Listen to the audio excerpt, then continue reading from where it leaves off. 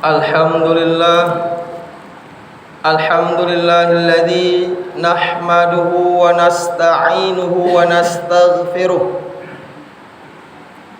wa na'udzu billahi min syururi anfusina wa min sayyiati a'malina man yahdihillahu fala mudhillalah wa man yudlil fala hadiyalah.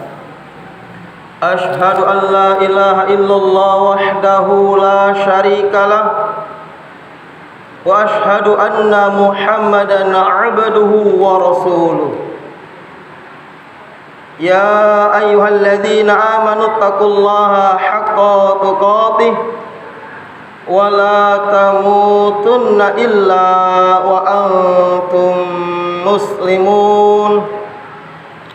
Ya ayyuhan nasu taqu rabbakumul ladzi khalaqakum min nafsin wahidah wa khalaqa minha zawjaha wa batha minhuma rijalan katsiran wa nisaa wattaqullaha alladzi tasaaluna bihi wal arham innallaha kana 'alaikum raqibah. Amma ba'd fa inna asdaqal hadithi kitabullah wa khairal hadi Muhammadin sallallahu alaihi wasallam wa syarrul umuri muhdatsatuha wa kullu muhdatsatin bid'ah wa kullu bid'atin dhalalah wa kullu dhalalatin finnar. Kaum muslimin, sidang Jumat yang dimuliakan Allah Subhanahu wa taala.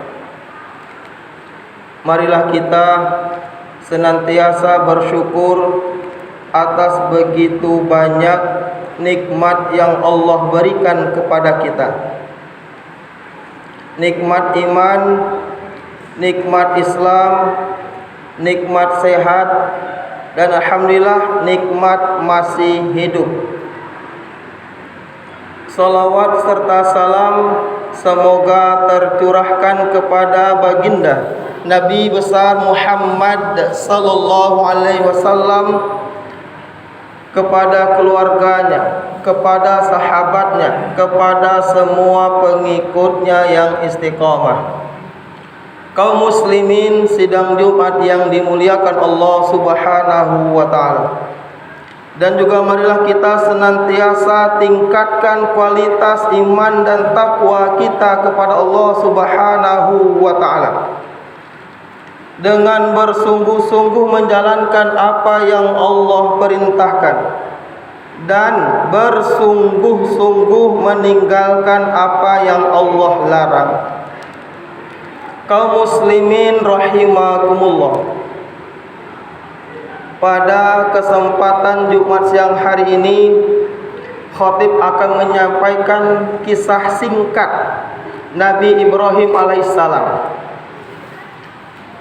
Kita ketahui bersama jamaah sekalian, ketika Nabi Ibrahim alaihissalam menikah dengan Sarah, puluhan tahun Nabi Ibrahim menikah dengan Sarah. Beliau selalu dan senantiasa berdoa kepada Allah Subhanahu wa taala supaya dikaruniai seorang anak, seorang putra. Ya Allah, karunia kepada kami ya Allah anak yang saleh ya Allah. Itu senantiasa beliau ucapkan, beliau harapkan kepada Allah Subhanahu wa taala, yaitu milik anak yang saleh.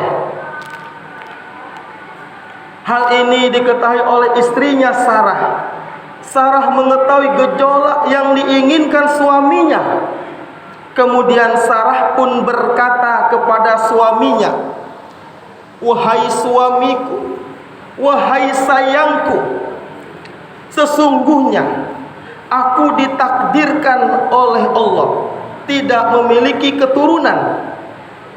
Maka menikahlah engkau dengan Hajar. Mudah-mudahan engkau dikaruniai seorang anak." Singkat cerita jamaah sekalian, ketika Nabi Ibrahim menyetujui usulan Sarah menikah dengan Hajar. Akhirnya menikahlah Ibrahim dengan Hajar. Kemudian Allah karuniai Nabi Ibrahim seorang anak, yaitu Ismail alaihissalam. Puluhan tahun berdoa kepada Allah, dan alhamdulillah Nabi Ibrahim pun diamanahkan seorang anak, yaitu Ismail alaihissalam. Kemudian singkat cerita, begitu bahagianya Nabi Ibrahim alaihissalam memiliki anak yang soleh, yang lucu-lucunya.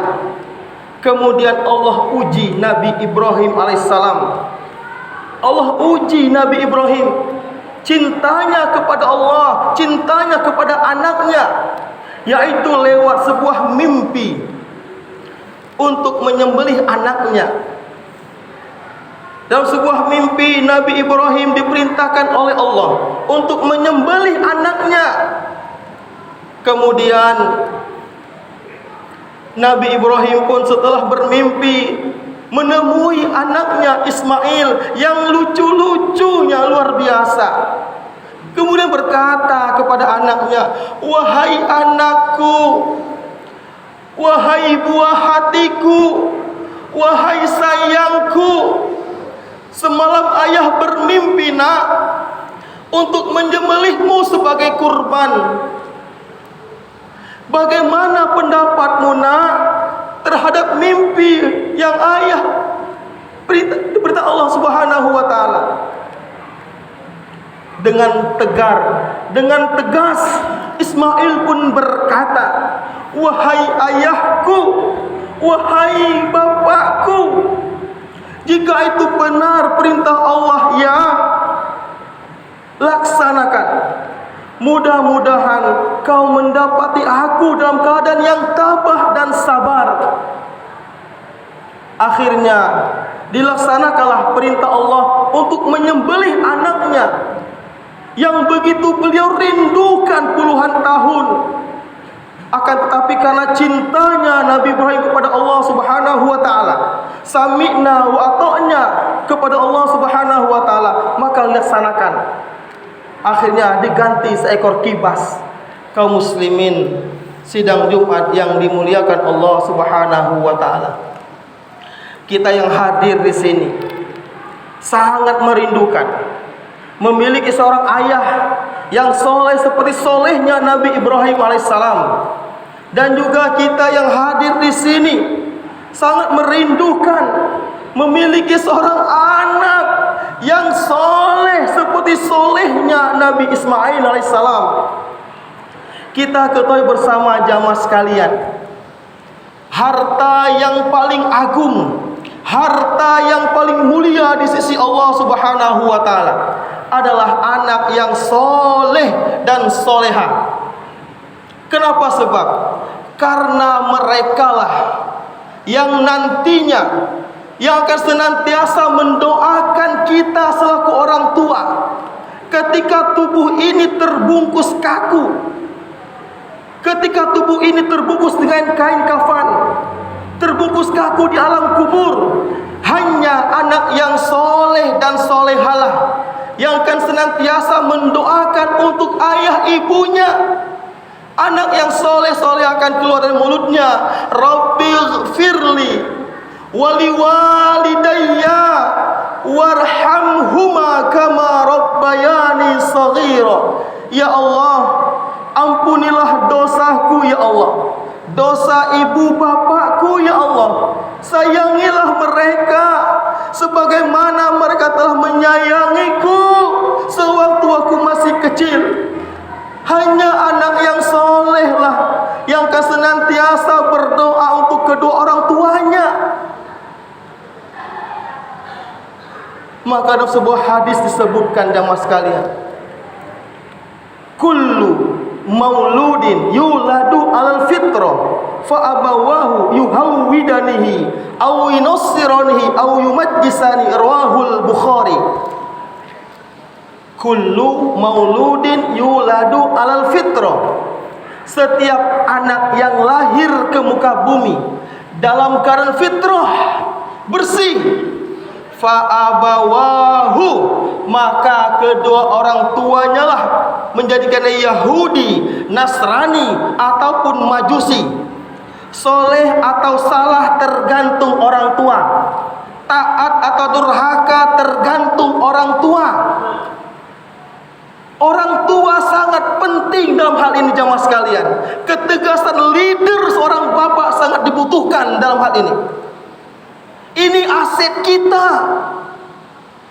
Ketika malaikat ingin menyiksa kita dalam kubur lantaran anak kita berdoa kepada Allah, tidak jadi malaikat menyiksa tubuh kita yang berlumuran dosa ini jamaah sekalian. Maka jangan sia-siakan anak kita yang Allah amanahkan jamaah sekalian. Maka apa yang harus kita lakukan selaku orang tua supaya anak kita menjadi anak yang soleh dan soleha? Yang pertama, tanamkan tauhid kepada anak kita, kenalkan Allah anak kita. Yang kedua, ajarkan Al-Quran kepada anak kita. Yang ketiga, perintahkan dia sholat. Yang pertama jamaah sekalian, tauhid.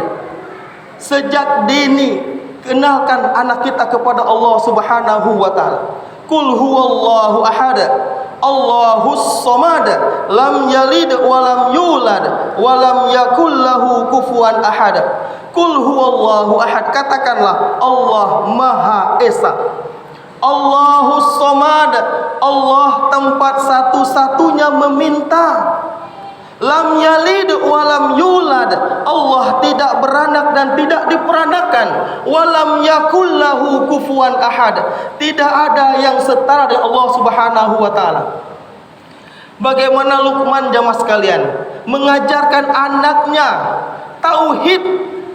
Tertera dalam Luqman ayat 13, wa id qala Luqmanu li bani wa huwa ya'idhuhu ya bunayya la tusyrik billah inna syirka la dzulmun azim. Dan ingatlah ketika Luqman berkata kepada anaknya, ya bunayya, wahai anakku, la tusyrik billah, jangan menyekutukan Allah nak. Inna syirka la dzulmun azim, karena menyekutukan Allah kezaliman sangat besar nak. Tauhid yang ditanamkan kepada anak jamaah sekalian. Dan juga tertera dalam Al-Baqarah 133 ketika Yakub dan Nabi Ibrahim alaihissalam menjelang kematiannya, dikumpulkan anak-anaknya ketika itu. Apa pesan Yakub alaihissalam? Ma ta'buduna min ba'di, apa yang kamu sembah nak mun ayahlah mati. Yakub khawatir ketika anaknya meninggal dunia, anaknya menyembah berhala, menyembah jabatan. Itu yang dikhawatirkan Yakub. Ma ta'buduna min ba'di, apa nak yang akan kau sembah nak mun ayahlah mati nak, mun ayah dibungkus kain kafan nak. Ayah khawatir nak. Dekatlah nak kepada Allah nak. Bukan mata kuluna min ba'di, apa yang kau makan, bukan jamaah sekalian. Mata buduna min ba'di, keimanan yang ditanamkan kepada anak kita jamaah sekalian. Itu yang dikhawatirkan oleh orang soleh zaman dahulu. Keimanan yang ditanamkan. Kaum muslimin rahimakumullah, kita melihat pendidikan zaman sekarang, semakin tinggi pendidikan sarjana, S2, S3, kependidikan yang sebenarnya adalah semakin khusyah kepada Allah. Semakin kau tinggi sekolah, semakin kau jauh kepada Allah. Itu kegagalan dalam pendidikan. Sudah jauh-jauh kau kuliah, menempuh sarjana, S2, S3, setelah selesai kau doktor, tidak pernah kau ke masjid. Ini kegagalan dalam pendidikan. Pendidikan yang berhasil adalah semakin tinggi kau sekolah nak, semakin khusyah kau kepada Allah, semakin bagus akhlakmu, semakin tawadu, semakin tak sombong, semakin kau mencium tangan orang tuamu. Jauh dari bersifat sombong. Itu pendidikan yang sesungguhnya. Nak, sekolah kau pondok nak, sekolah kau tinggi-tinggi nak, tujuan abi umi nak, semakin khasyah kepada Allah nak, semakin kau mengenal Allah nak, semakin kau takut kepada Allah nak. Karena hidup di dunia tidak lama nak. Itu yang umi abi harapkan kepadamu nak. Kenallah Allah nak. Allah yang memberi rezeki, Allah yang menghidupkan, mematikan nak. Jangan sampai kau semakin tinggi kau kuliah, sekolah tinggi-tinggi, setelah pulang kau makin sombong kepada Allah. Semakin jauh kau ke masjid, semakin jauh kau membaca Al-Quran, semakin angkuh ucapanmu, semakin kasar ucapanmu. Itu kegagalan dalam pendidikan. Semakin tinggi, khasyahnya luar biasa kepada Allah, akhlaknya luar biasa kepada sama manusia, senyumnya luar biasa kepada sama manusia. Itu keberhasilan pendidikan. Itu yang pertama jamaah sekalian. Tanamkan tauhid kepada anak kita. Yang kedua, ajarkan Al-Quran kepada anak kita. Di zaman Umar bin Khattab, Amirul Mukminin, seorang pemimpin ketika itu, ada orang tua yang mengadu kepada Umar bin Khattab atas kedurhakaan anaknya. Kemudian Umar bin Khattab memanggil sang anak, disidanglah anak itu, menasihati sang anak supaya jangan durhaka kepada orang tua. Kemudian sang anak bertanya kepada Umar bin Khattab, "Wahai Amirul Mukminin, apa yang telah kau sampaikan, kami ucapkan terima kasih wahai Amirul Mukminin.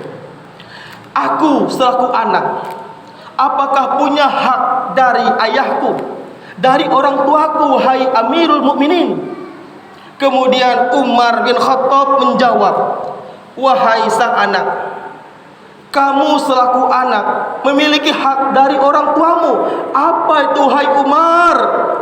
Kemudian Umar bin Khattab menjawab, "Hak kamu dari orang tuamu adalah yang pertama, mendapatkan ibu yang baik. Yang kedua, mendapatkan nama yang baik. Yang ketiga, mendapatkan pelajaran Al-Quran dari ayahmu." Kemudian setelah mendengar ucapan Umar bin Khattab tersebut, sang anak pun bertanya, "Wahai Umar bin Khattab, Amirul Mukminin, apa yang telah kau sampaikan tadi, tidak ada satu pun yang ditunaikan oleh ayahku. Ibuku dari agama Majusi, namaku jual kumbang kelapa, dan aku tak pernah diajarkan satu huruf Al-Quran kepada dari ayahku." Kemudian Umar marah, memanggil sang bapak, "Wahai sang bapak, engkau lebih durhaka, zalim kepada anakmu. Kau beri dia nama jual kumbang kelapa. Kau beri dia ibu dari agama Majusi. Kau tak pernah mengajarkan satu huruf Al-Quran kepada anakmu. Kau durhaka sebagai orang tua. Kau zalim kepada selaku orang tua." Jangan sampai jemaah sekalian, kita yang hadir di sini termasuk golongan orang tua yang durhaka, yang sibuk bekerja dari pagi sampai ke malam, tak sempat mengajarkan alif bata kepada anak kita. Jangan sampai. Kaum muslimin rahimakumullah, semoga kita terhindar dari orang tua yang durhaka kepada anak-anaknya jemaah sekalian. Yang ketiga, perintahkan dia solat. "Muru auladakum bis solat idza balagu sab'an watrib alaihim idza balagu ashron." Perintahkanlah anak-anakmu solat ketika umur 7 tahun. Perintahkan solat. Nak solat, nak solat, nak solat. Dan pukul dia ketika 10 tahun tidak mau solat. Dan pisahlah tempat tidur mereka. Kaum muslimin rahimakumullah, ini penting jamaah sekalian. Kita mari, yuk nak, kita ke masjid nak. Yuk nak, kita ke masjid. Sama-samakan ayah nak.